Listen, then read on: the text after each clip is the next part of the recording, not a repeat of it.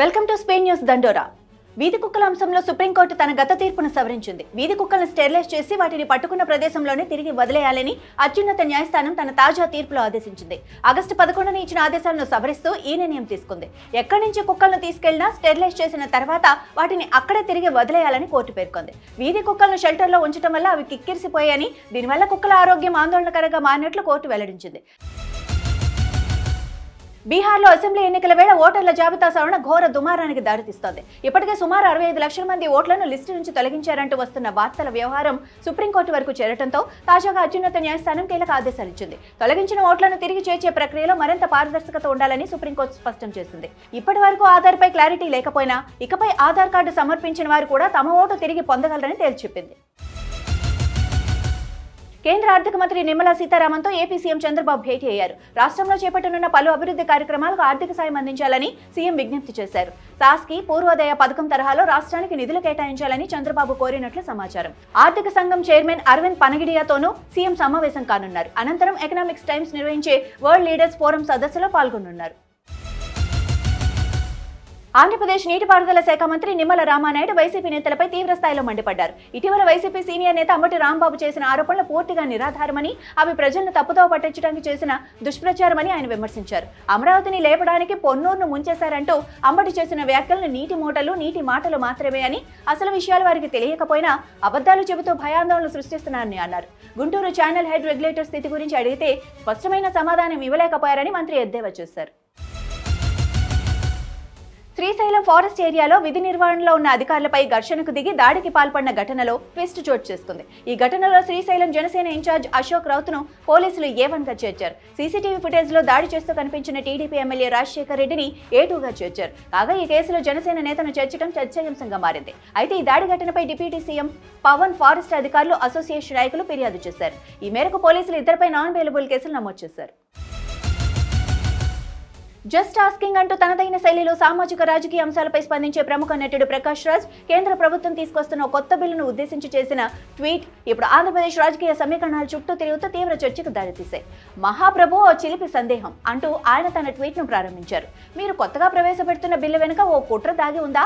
మీ మాట వినని మాజీ లేదా ప్రస్తుత ముఖ్యమంత్రిని అరెస్టు చేసి మీకు నచ్చిన ఉప ముఖ్యమంత్రిని ఆ కుర్చీలో కూర్చోబెట్టే ప్లాన్ ఏమైనా ఉందా అని ఆయన సూటిగా ప్రశ్నించారు. ఏఐసీసీ అధ్యక్షులు మల్లికార్జున ఖర్గేను తాను కలవటంపై వస్తున్న విమర్శలపై వైఎస్ఆర్సీపీ రాజ్యసభ సభ్యులు మేడా రఘునాథ్ రెడ్డి స్పందించారు. తాను మల్లికార్జున ఖర్గేను కలవటం వెనుక ఎటువంటి రాజకీయ ఉద్దేశం లేదని, మర్యాదపూర్వకంగా మాత్రమే ఆయన కలిశానని స్పష్టం చేశారు. 35 ఏళ్లుగా మల్లికార్జున ఖర్గే నాకు సన్నిహితుడని, కర్ణాటక హోంమంత్రిగా ఖర్గే పనిచేసిన దగ్గర నుంచి ఆయనతో నాకు సాన్నిహిత్యం ఉందని తెలిపారు. సన్నిహితుడు కాబట్టి మర్యాదపూర్వకంగా మాత్రమే ఖర్గేను కలిశానని, రాజకీయాల్లో ఉన్నంత వరకు మా పార్టీ అధ్యక్షుడు వైఎస్ జగన్మోహన్ రెడ్డితోనే ఉంటానని తెలిపారు.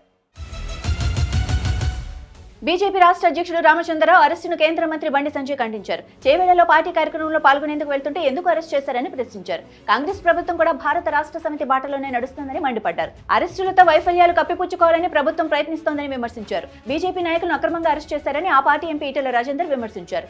చేయాల్సింది అరెస్టులు కాదు, సమస్యల పరిష్కారం అని చెప్పారు. నిరంకుశ విధానాలు మానకపోతే ప్రజాక్షేత్రంలో మట్టి కరిపించడం ఖాయమన్నారు.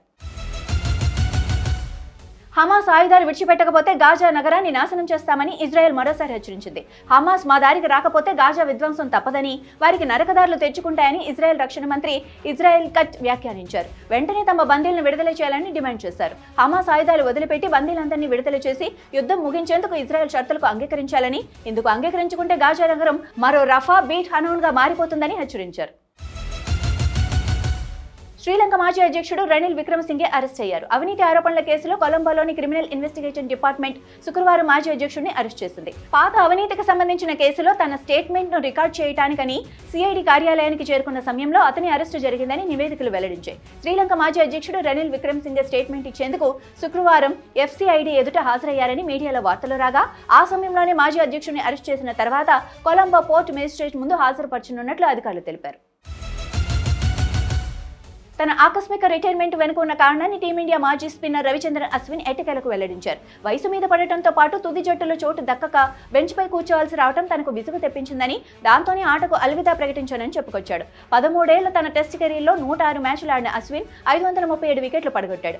భారత్ తరపున అత్యధిక టెస్ట్ వికెట్లు పడగొట్టిన రెండో బౌలర్గా నిలిచాడు. గత ఏడాది ఆస్ట్రేలియాతో బోర్డర్ గవాస్కర్ ట్రోఫీలో 3వ టెస్ట్ అనంతరం అశ్విన్ సడన్ గా రిటైర్మెంట్ ప్రకటించాడు. ఇవి ఇప్పటివరకు ఉన్న స్పీడ్ న్యూస్ దండోరా. చూస్తూనే ఉండండి అభినవ్ భారత్.